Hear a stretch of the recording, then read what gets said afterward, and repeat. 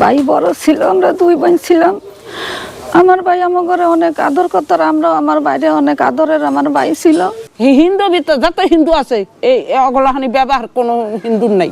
এরকম নির্মূল ভাবে একটা ছেলেকে কোবাইয়া তারপরে পেট্রোল দিয়ে আগুন দেওয়াটা, এগুলি কি যেমন তেমন ব্যাপার?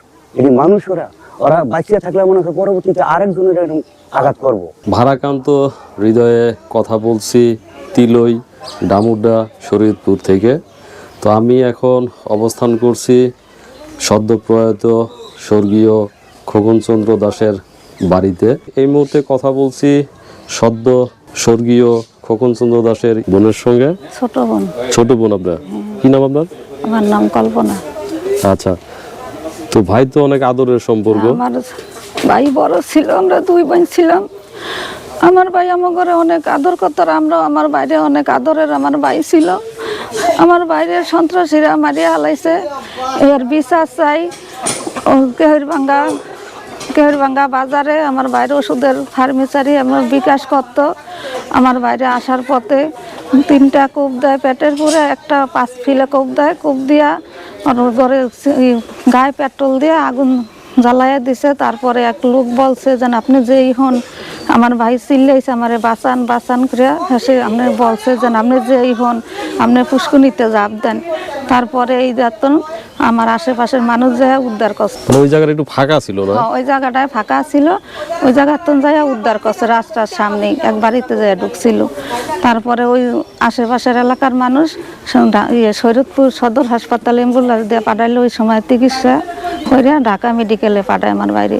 আমার ভাই 4 দিন পরে আমার ভাই মারা যায়। এই সমস্ত ঘটনা যারা করছে আমি তাদের ফাঁসি চাই। এই সরকারের কাছে আমার এই দাবি, যদি এই আমার বাইরে বিচার না করে, জায়গায় জায়গায় একটা হইতেছে, এই বিচার না করণেই ওরা আরো সাবাস পাইয়া যায়।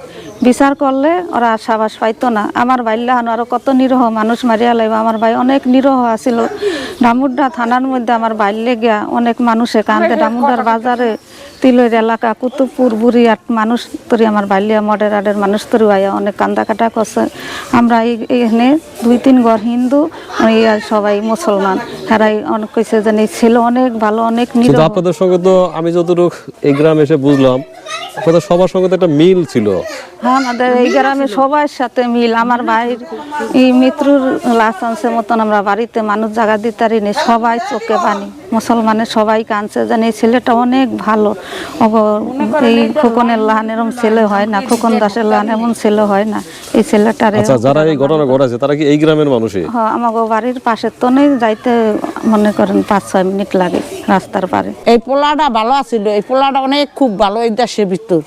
এই পোলাটার এই কুকুরের ফাঁসি চাই, এই কুকুরের ফাঁসি চাই। আর সে তো ডাক্তারও ছিল। হ্যাঁ, বিকাশের দোকান ডাক্তার আছিল।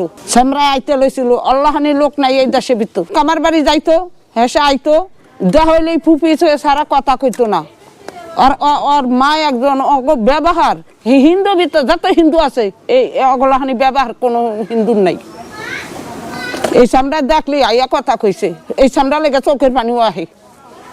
মুসলমান হইয়া যেই কুকুরে কেমনে এই সামরারে এই কাম করলো, মা দিছিল কোপ দিছিল, দুনিয়া তো কেমনে বিদায় করে দিল। এরপর আগুন দিছে।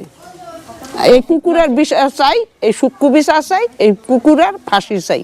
আমার জানা মতে লোকটা খুব ভালো ছিল এবং ছিমছাম, কারোর সঙ্গে কখনো তর্ক বিতর্কে যাইতো না এবং কারো খারাপ ভাবতো না। সে সব সময় গীতা পাঠ করত এবং ভগবানের কাছে আত্মসমর্পণ করত, ভগবানের চরণে তুলসী দিত।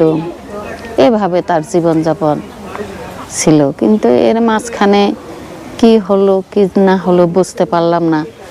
তাকে পৃথিবী ছেড়েই চলে যেতে হলো। কেন যেটা হলো এটি ভাবতেই পারতাছি না। বাজার থেকে ওই কেহরভাঙ্গা দোকানটার, সেই দোকান থেকে আসার পথে ওই মেন রাস্তা থেকে বাড়ির রাস্তায় আইতেছে পথে তারা কোবাইছে 2-3 জনে। কোবাইয়া তারপরে পেট্রোল দিয়ে আগুন দিছে। কিন্তু বাঁচার লেগে বাঁচাও, ওইখানে কে বাঁচাইব? কেউ নাই আশেপাশে। হয়তো পাশে একটা বাড়ি আছে, এই বাড়িতে কোনো যুবক ছেলে নাই, হ্যাঁ, মহিলারা।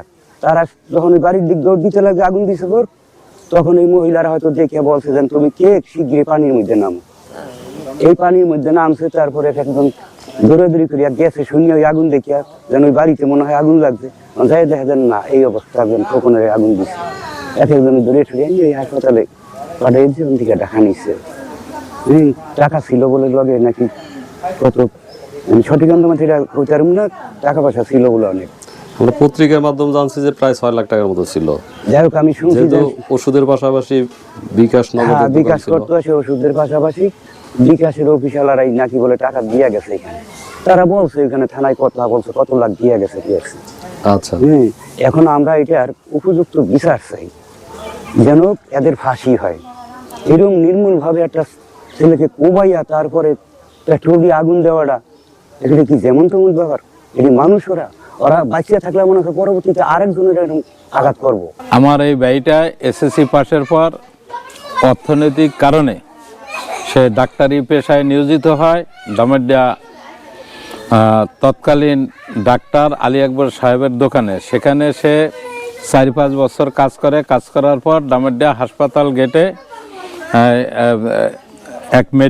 এক ওষুধের দোকানে, এটা কি হ্যাপি মেডিকেলে ছিল, হ্যাপি মেডিকেলে ও কাজ করে ওখানে। আর এই দোনো জায়গায় তার খুব সুনাম, সবাই তার প্রশংসা করে এবং সে একটা ভালো ছেলে ছিল। আর চিকিৎসক হিসাবে পরে কেউরভাঙ্গা নামক স্থানে একটা ওষুধের ফার্মেসি দেয়। সেখানে সে গরিব দুঃখী লোকদেরকে যতটা সম্ভব সাহায্য সহযোগিতা করত। ওষুধের ব্যাপারে টাকা লাভ অনেক ক্ষেত্রে নিত না এবং মানুষের প্রাণের ডাক্তার, অত্র এলাকার গরিব লোকের। বিশেষ করিয়া তার আচরণবিধি অনেক সুন্দর, তাকে কোনো প্রকার কেহ খারাপ জানে না। এর ভিতরে এই ঘটনা খুবই আপত্তিজনক। মাথার পিছনে কোপ, পেটে কোপ দিয়া ভুঁড়ি বাইর করে ফেলাইছে। তার মেডিকেল রিপোর্টে যা আছে সেটা তো আর আমরা বলতে পারবো না। এরপর পেট্রোল দিয়া আগুন ধরাইয়া দেয়। টাকা নিয়ে যাইতো সেটাও একটা কথা। ওর কাছে শুনলাম যে 6 লাখ টাকা ছিল ওর ব্যাগে। এই টাকাগুলা নিয়ে যেতে ওরে প্রাণ দেওয়া যাইতো। তাই আমার নলেজে গেলে আমি কোনো শত্রুর ব্যাপারে ওদের পদক্ষেপ নেওয়ার ব্যাপারে হয়তো বা কইতাম বলে না, টাকা গেছে গেছে, তোমার জান বেঁচে রয়েছে, কিন্তু জীবন তো আছে। আর এই জীবনটা ওর 3টা ছেলে, একটার বয়স 2 বছর আর একটা 20 বছর হয় নাই, ওরে যদিও রাশিয়া গেছে। আচ্ছা, তাহলে উনি আপনার কি হয় সম্পর্কে? উনি আমার সম্পর্কে হলো কাকাতো ভাই হয়।